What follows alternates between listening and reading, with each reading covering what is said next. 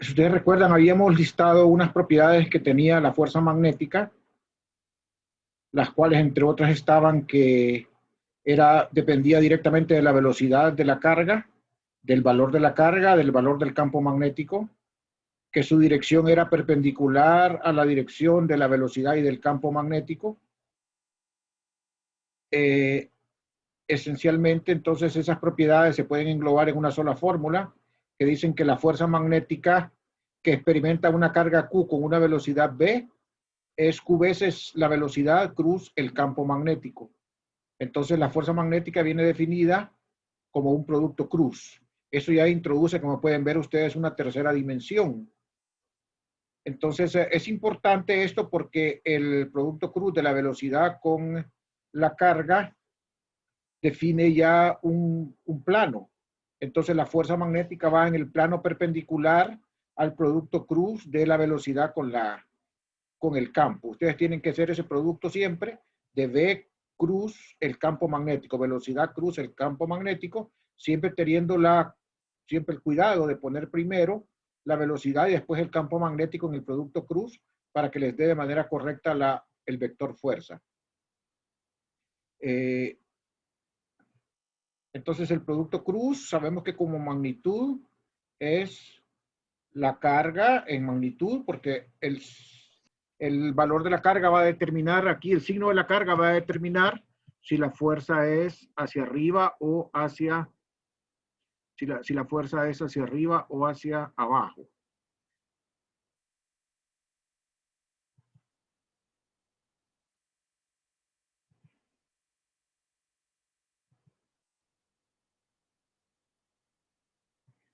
Entonces aquí, si quiero la magnitud nada más, pues le pongo valor absoluto a la carga, la velocidad del campo y el seno del ángulo que forman el campo magnético con la velocidad. Como estos ya definen un plano, la fuerza va a ser perpendicular a la velocidad y perpendicular al campo magnético.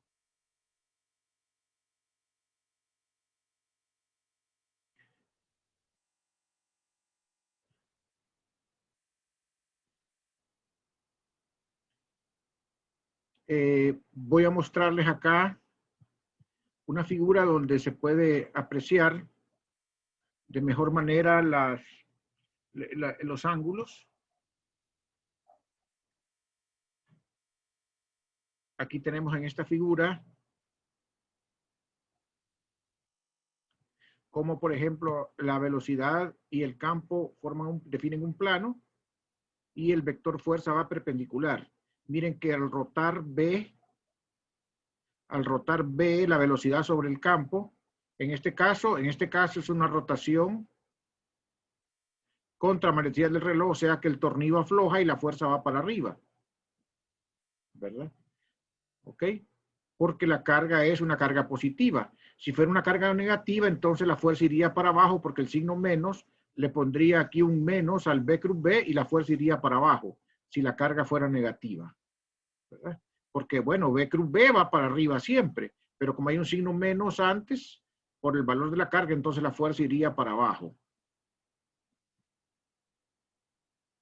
Aquí tenemos otra vista en donde tenemos entonces el campo y la velocidad en el plano del papel. Si rotan aquí, por ejemplo, en la figura, rotamos el rojo sobre el verde. Este es un tornillo rosca derecha, entonces va a socar, por lo tanto va hacia enfrente. Ahí donde está la fuerza magnética. Miren, eso es porque es una carga positiva. Pero en esta figura, como es una carga negativa, entonces al rotar la velocidad sobre el campo, siempre da hacia adentro, pero como es una carga negativa, la fuerza va contraria. Viene en este sentido. Entonces tienen que tener cuidado, ¿verdad? Para dónde va es la fuerza. Como en ambos casos la fuerza es perpendicular a la velocidad, lo que va a hacer la fuerza magnética es meter a la carga en una trayectoria circular, ¿verdad? En una trayectoria circular. En este caso el círculo, si la carga es positiva, el círculo se abre por acá, y si la carga es negativa, el círculo se abre en sentido contrario. Aquí tenemos otra visión, utilizando la mano derecha. Ustedes colocan entonces los dedos de la mano apuntando hacia la velocidad, los rotan sobre el campo, y entonces el sentido que apunta el pulgar, ese es el sentido de la fuerza, si la carga es positiva, ¿verdad? Si la carga es positiva. Si la carga es negativa, va en sentido contrario. También lo pueden notar con la palma, nada más. Si colocan el dedo pulgar en dirección de la velocidad, los otros dedos en dirección del campo magnético, entonces hacia donde apunta, o sea, la palma, esa es la dirección de la fuerza magnética. Si la carga es, por supuesto, si la carga es positiva, ¿verdad? Si la carga es negativa, entonces la fuerza es contraria a la que está acá. O sea, estas reglas van para carga positiva. Si la carga es negativa, es contraria, ¿verdad? O sea, estas reglas son para carga positiva, estas que están acá. ¿Tienen alguna pregunta?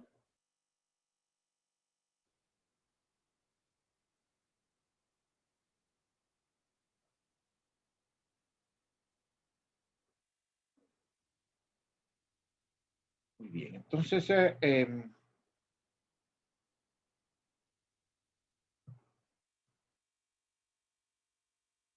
vamos a retomar la presentación original.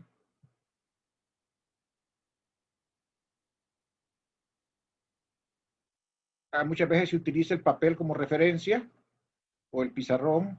Entonces, un campo que va hacia afuera se apunta con un punto y un campo que se va hacia adentro como una cruz. Imagínense que es una flecha. Cuando ustedes ven la flecha que viene hacia ustedes, ven la punta nada más. Pero si ven la flecha que va alejándose de ustedes, ven la cruz, la parte de atrás. Entonces, ese es el símil que se utiliza para un campo que va saliendo del plano del papel o del pizarrón o de la pantalla en este caso, y para un campo que va entrando, para un campo magnético.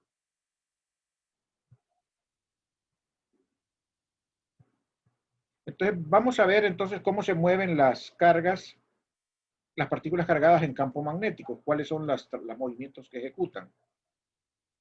Si tenemos una partícula bajo la influencia de un campo magnético y no hay ninguna otra fuerza, entonces ese movimiento debe obedecer las leyes de Newton.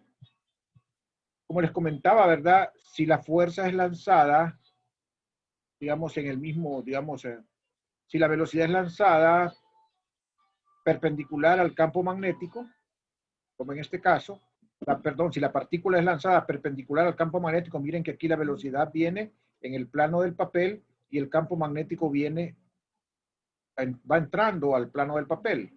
La carga es positiva. Entonces eso va a generar una fuerza que es perpendicular a la velocidad y a la carga. Si la fuerza viene acá, si la velocidad viene en esta dirección y el campo va entrando, entonces no le queda más a la fuerza que venir perpendicular a ambos. Y es en esta dirección que viene acá. O sea que lo que genera es una trayectoria circular, ¿verdad? Con una fuerza centrípeta. La fuerza magnética en este caso va a ser una fuerza centrípeta. Claro, si hubiera un ángulo distinto a 90 grados entre la fuerza y el campo, la trayectoria sería una hélice. O sea, construiría una hélice porque habría además un movimiento con velocidad constante en la dirección axial. Pero si la partícula entra, fíjense bien, si la partícula entra con una velocidad perpendicular al campo magnético, la trayectoria va a ser siempre un círculo. Va a ser un círculo. El círculo se puede voltear en este lado si la carga es positiva o en sentido contrario si la carga es negativa, dada esa configuración de campo magnético. Entonces las leyes de Newton las vamos a aplicar acá. Bueno, entonces toda la suma de fuerzas es la fuerza magnética. Y la fuerza magnética, entonces ya sabemos cómo calcularla, pero además por la segunda ley de Newton sabemos que la fuerza magnética es la masa por la aceleración. Ok, entonces por una parte la fuerza magnética es el producto de la carga con la velocidad por el campo. Y esto es entonces masa por aceleración. Pero se trata de masa por aceleración centrípeta. Entonces la aceleración centrípeta ustedes saben que es v cuadrado entre el radio. Entonces es masa por la velocidad al cuadrado entre el radio. Entonces lo que me queda es la relación carga por velocidad por campo igual a mv cuadrado entre r.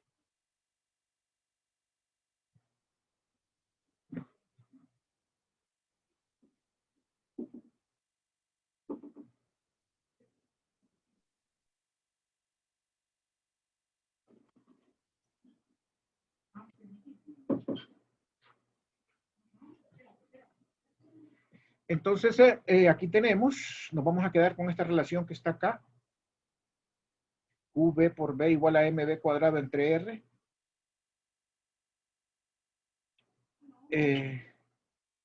Entonces el R que está ahí va a ser el radio de la órbita. Entonces el radio de la órbita va a ser la masa por la velocidad. O sea, si veo acá, la velocidad se cancela una con la B cuadrado que está aquí y queda, al despejar el radio, la masa por la velocidad entre el producto de la carga por el radio. Hay que corregir acá, lógicamente, en donde dice W, porque realmente es la velocidad lo que va acá, no la frecuencia, sino que es la velocidad la que va ahí. Entonces,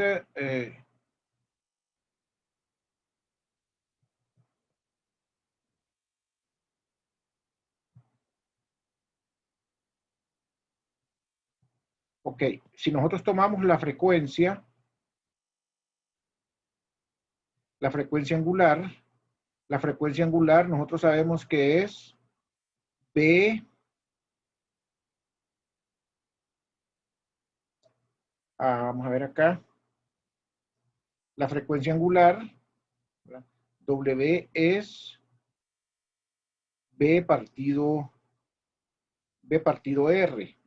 Entonces, si yo divido acá B entre R, al dividir B entre R en la ecuación 5 y despejar, me va a quedar que la frecuencia angular es precisamente eso. Entonces queda la carga por la velocidad entre M, ¿verdad? Entonces, como si quieren, aquí tienen B. B sería, apuntémoslo aquí para que les quede claro.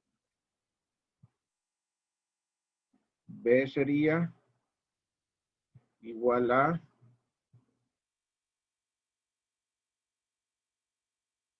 U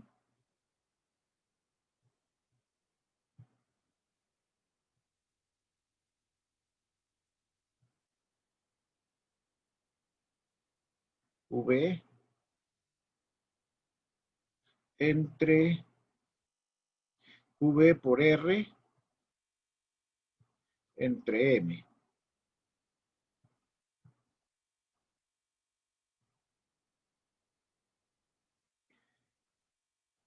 Entonces, si quieren calcular W es B entre R, o sea, la velocidad tangencial entre el radio es la velocidad angular, la que se da en radianes por segundo.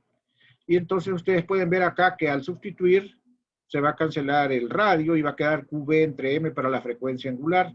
A esa frecuencia angular se le conoce muchas veces como frecuencia de ciclotrón, ¿verdad? Porque, como ustedes van a ver en las aplicaciones, el ciclotrón es una de las aplicaciones que tienen los movimientos de partículas cargadas en presencia de campos magnéticos. Ustedes saben que el periodo es el tiempo de una vuelta completa. Y el tiempo de una vuelta completa lo pueden calcular ustedes entonces de varias maneras. Una de ellas es poniendo que 2πr, que es la distancia total, entre la velocidad.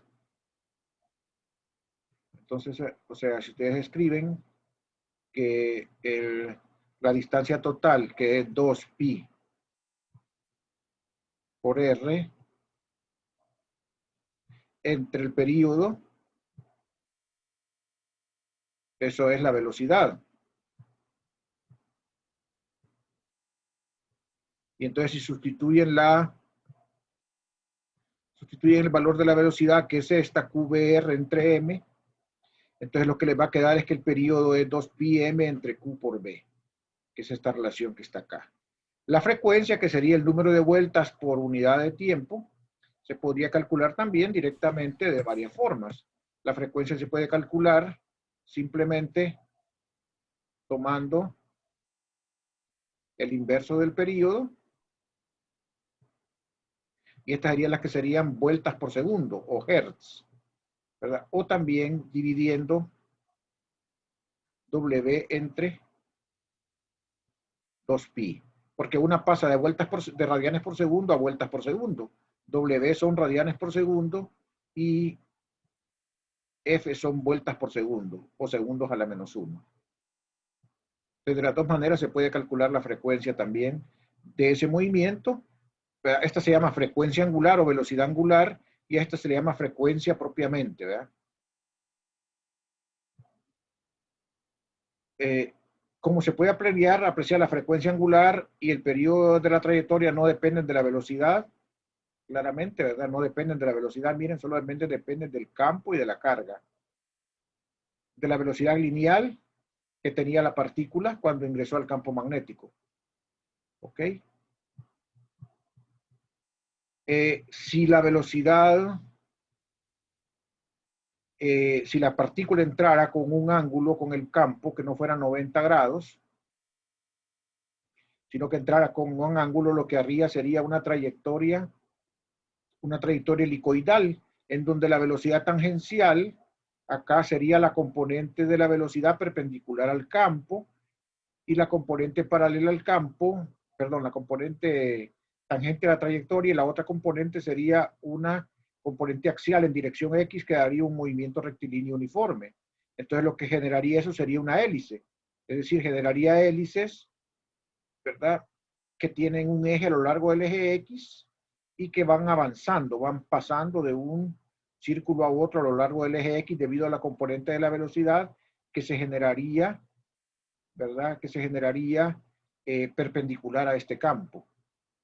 Entonces hay una componente de la velocidad paralela al campo que genera la traslación en el eje X y una componente de la velocidad tangencial al campo que genera el movimiento circular, para dar en total una trayectoria helicoidal. Ustedes van, ahí tienen si ustedes revisan la programación, ustedes tienen que leer 2 temas de este capítulo. Ahí se los voy a recordar más tarde, los temas que tienen que leer por su cuenta. Esas lecturas son obligatorias en el sentido que pueden venir preguntas en el quiz o en el examen de esos temas, las tienen que leer. No tienen puntaje asignado a la lectura, pero sí tienen que ser leídas, ¿verdad?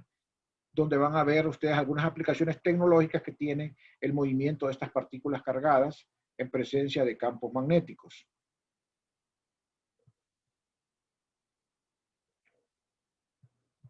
Bueno, vamos a ver ahora cuál es la fuerza que experimenta una corriente filamental. Es decir, en lugar de pensar que es una carga la que se está moviendo, lo que tenemos son varias cargas que generan una corriente. O sea, una corriente I. Entonces, o sea, la fuerza QB, Q, carga por velocidad por campo, que vimos antes, es la misma. Lo que ocurre es que ahora no tengo una sola carga, sino que tengo muchas cargas de esas, moviéndose en un alambre. Por eso se dice que es la fuerza magnética debido a una corriente filamental. Entonces lo que tenemos es un alambre que está colocado en presencia de un campo magnético. Entonces, un alambre por el que pasa una corriente. Si sobre el alambre no pasa ninguna corriente, ustedes van a ver que el alambre no se dobla, es decir, no experimenta ninguna fuerza. Vamos a suponer que el campo que genera este imán es entrando, así como están aquí las cruces. Entonces, si la corriente, como son cargas de Benjamín que son positivas, se va moviendo hacia arriba, entonces lo que va a generar es que el alambre se dobla de esta manera, ¿verdad? Y si la corriente se dirige hacia abajo, el alambre se dobla en sentido contrario en presencia de ese campo. Entonces lo que nos está diciendo nosotros es que ese alambre experimenta una fuerza cuando hay una corriente por él. ¿Okay? La corriente es entonces como la prueba, lo que da lugar a que el alambre experimente fuerza. Si no hay corriente, el campo va a existir, porque el campo lo está produciendo el imán o lo están produciendo otras corrientes en otro lado. Pero se va a detectar hasta que haya una corriente por el alambre. ¿Okay? Es lo mismo que el campo eléctrico, ¿verdad? El campo eléctrico existía independientemente de que hubieran cargas o no en el espacio. Pero si ponemos ya una carga en el espacio, entonces la carga experimenta una fuerza. Pues igual acá, el campo magnético existe independientemente de que hayan o no cargas en movimiento. Si no hay cargas en movimiento, no va a haber ninguna fuerza porque no hay quien las detecte. Pero si ustedes ponen cargas en movimiento en el alambre, entonces va a aparecer una fuerza sobre el alambre.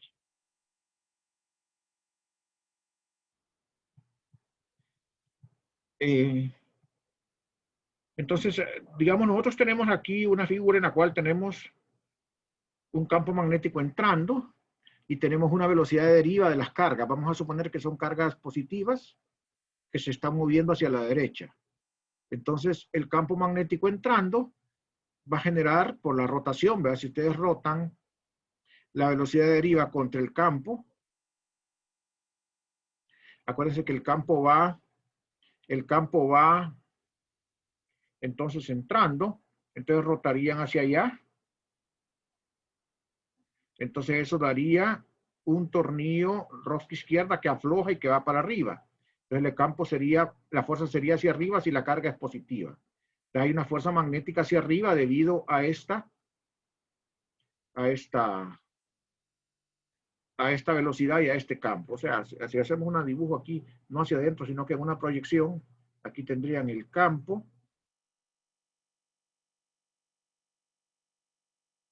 Aquí tendrían la velocidad.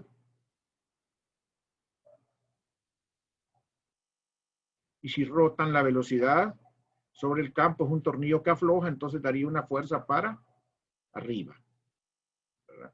Daría una fuerza hacia arriba. O sea, esta fuerza sería hacia arriba, la fuerza magnética. ¿Qué es lo que está ocurriendo acá? ¿Verdad? Entonces, ahora aquí tengo no solo una carga, tengo un montón de cargas en este alambre.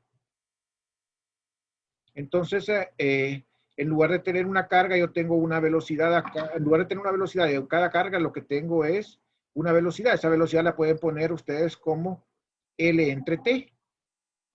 Entonces, al tener L entre T, la carga entre el tiempo se vuelve una corriente y lo que queda aquí es L.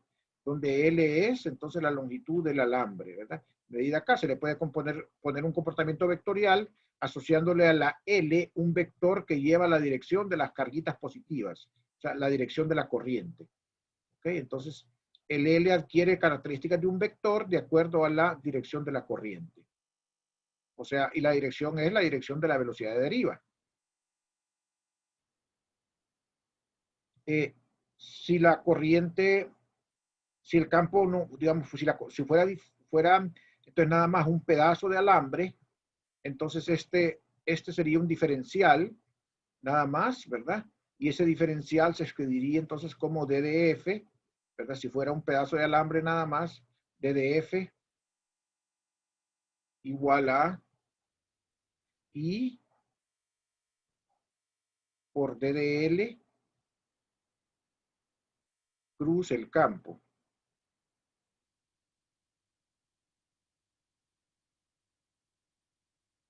Y entonces si ustedes quisieran encontrar el campo sobre todo el alambre, entonces tendrían que integrar sobre todo el alambre, hacer un integral de línea. Corrijan acá, por favor, esto está malo, porque tiene el sentido contrario. Es I de L cruz B, no es B cruz I de L. Okay, lo correcto es I de L cruz B acá. Corrijan eso, por favor. Es decir, lo que tengo acá es, ¿verdad?, un diferencial y tengo un campo. Entonces integro sobre todo el alambre. Si el alambre es recto y el campo, si el campo es igual en todos los DDL, entonces sale para afuera del integral y entonces solamente queda aquí el producto cruz, ¿verdad? Que es lo que hay que tener cuidado. Si el campo es perpendicular al alambre, entonces es el seno de 0 y entonces, el seno de 90 y queda aquí solamente B por I de L y entonces la integral se vuelve más simple porque se quitan los ángulos que hay aquí. Pero en general esta es la fórmula válida. Esta fórmula que estaba acá donde decía que el campo, la fuerza era IL cruz B, se aplica para un alambre recto perpendicular o sea, para un alambre recto en presencia de un campo. Pero que el campo es uniforme, no depende de la longitud. Voy a pedir que me hagan el favor de avisarme 2 minutos antes de que se agote el tiempo. Me quedan 10 minutos, me dice que me lleven la cuenta ahí porque yo estoy concentrado aquí en las transparencias. Que alguien me lleve la cuenta, por favor. Son las 11:35, o sea, las 11:37, 11:33. 11:33, por favor. Gracias.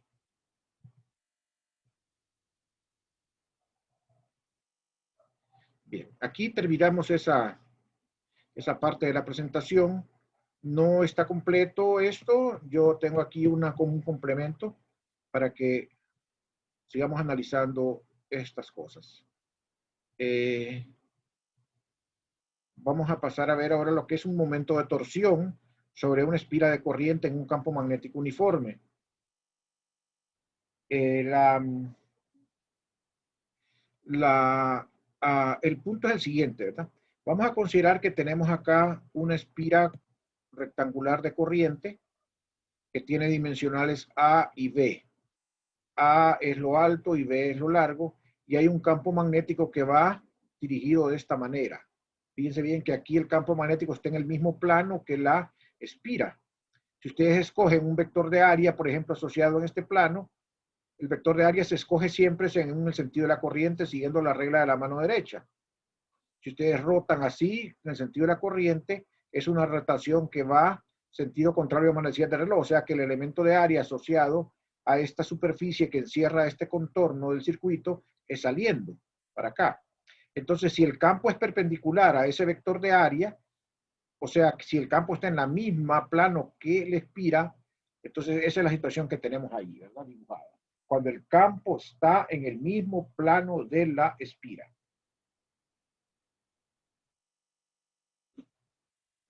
Bien, vamos a analizar entonces la fuerza, primero la fuerza que experimenta cada uno de los segmentos de alambre. Tenemos el segmento 1 y el segmento 2. El segmento 1 y el segmento 2 tienen la misma longitud. Por lo tanto, la fuerza es contraria porque una es hacia abajo y otra es hacia arriba, ¿verdad? Porque las corrientes son contrarias. Y entonces la fuerza sobre el 1 y sobre el 2 se cancelan por pares. Igual, si ustedes ven, la fuerza sobre el 4 y sobre el 2 son contrarias, porque sobre el 2 la corriente viene para abajo y sobre el 4 la corriente va para arriba, y son la misma longitud y el campo es uniforme. Por lo tanto, las fuerzas son contrarias y se cancelan por pares. Entonces, la fuerza neta sobre esa espira es 0. O sea, una espira, un alambre, en este caso lo hice rectangular, pero se puede generalizar para cualquier circuito cerrado en presencia de un campo magnético. No va a experimentar una traslación pura porque la fuerza neta va a ser igual a 0. Sin embargo, sí va a experimentar un torque por la siguiente razón. Ya vamos a ver. Si toman ustedes como referencia el centro de la espira, ¿verdad? Y ustedes tienen que la fuerza 2 va hacia arriba, porque la corriente IDL viene hacia abajo. IDL viene hacia abajo y B viene hacia la derecha. Si rotan IDL sobre B, entonces, no, hacia abajo no. Aquí van a ver el plano, ¿verdad? Aquí tienen una vista del lado 2 como que si fuera de frente. Entonces, como que si fuera como que ustedes vieran la corriente hacia ustedes. O sea, ustedes están colocados aquí abajo y aquí están viendo esa vista de frente de que la corriente viene. Entonces, yo tengo que la corriente viene hacia ustedes y el campo magnético viene hacia la derecha. Por lo tanto, si rotan IDL sobre B, es un tornillo que afloja y va en este plano, iría para arriba. Aquí en la figura real, la fuerza realmente vendría o sea, hacia acá, saliendo de la página, ¿verdad? Acuérdense que la fuerza tiene que ser perpendicular al campo y a la corriente, ¿verdad? Entonces, si la corriente viene para abajo y el campo va para la derecha, entonces rotamos lo que va para abajo hacia la derecha, IDL cruz B, lo que va a dar acá es una rotación hacia dónde. Va a dar una rotación que es, si la tenemos en este plano, entonces sería una rotación contra manecillas del reloj, quiere decir que sería entonces en la dirección perpendicular, sería viendo hacia nosotros la fuerza. Esto sería realmente en el plano que está colocada la espira. Sería una fuerza viendo hacia nosotros. Que esa fuerza viendo hacia nosotros hace un torque respecto acá al punto que está en el centro, a un eje imaginario que pasa por el centro. Entonces esa fuerza va a tender a hacer rotar la espira de alguna manera. Veamos si la del sentido contrario no hace torque contrario. Esta hace rotar la espira hacia nosotros, como que si rotara hacia nosotros la espira, por el torque, ¿verdad? Que haría. Repito nuevamente, el IDL va hacia abajo. Si rotan lo que va hacia abajo, o sea, si rotan aquí, IDL, DL sobre B, para estar seguros acá, DL sobre B. Aquí estamos en el alambre 2. Aquí estamos en el alambre 2. Entonces, DL sobre B, aquí hacemos la rotación, acá, DL sobre B, entonces va a dar, acuérdense que va a dar una rotación entonces hacia DL sobre B, vendría contraparecida del reloj, o sea que sería aflojando, entonces vendría hacia nosotros la fuerza. ¿Verdad? La fuerza vendría hacia nosotros, por lo tanto lo que tendría que hacer es tratar de que la espira rote hacia nosotros. Se saldría del plano y rotaría hacia nosotros esa fuerza.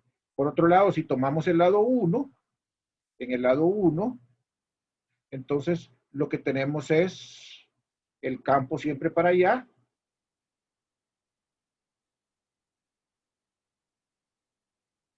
Pero el DL ahora va para arriba, porque la corriente va hacia arriba. Entonces, lo que haría sería una fuerza. Entonces, DL sobre B, este es sentido manecilla del reloj, lo que haría sería una fuerza entrando. Y entonces esa fuerza entrando, ¿qué va a hacer físicamente? Esa fuerza entrando va a generar en este alambre una rotación también hacia adentro, ¿verdad? Entonces, una rotación aquí en este alambre, perdón, la rotación no va a ser entrando y saliendo, sino que la fuerza aquí viene saliendo y aquí viene entrando, entonces ambas generan una rotación sacando a todo el circuito del plano, pero lo harían rotar hacia nosotros, ¿verdad?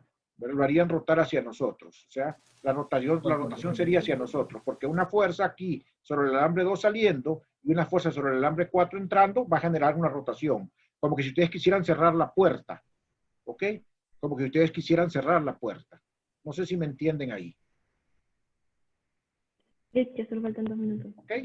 Como que si fuera una puerta giratoria que girara respecto a este centro. ¿Ok? Entonces la puerta giraría como entrando. ¿Verdad? Entonces, María Fernanda, dígame qué quería preguntar. Ya solo No, faltan 2 minutos, Lick. Ah, bueno, gracias. Entonces, creo que me voy a extender un poquito más. Si me dan tiempo, voy a tomar la captura y luego se vuelven a conectar, por favor, porque necesito un poquito más de tiempo. ¿Ok?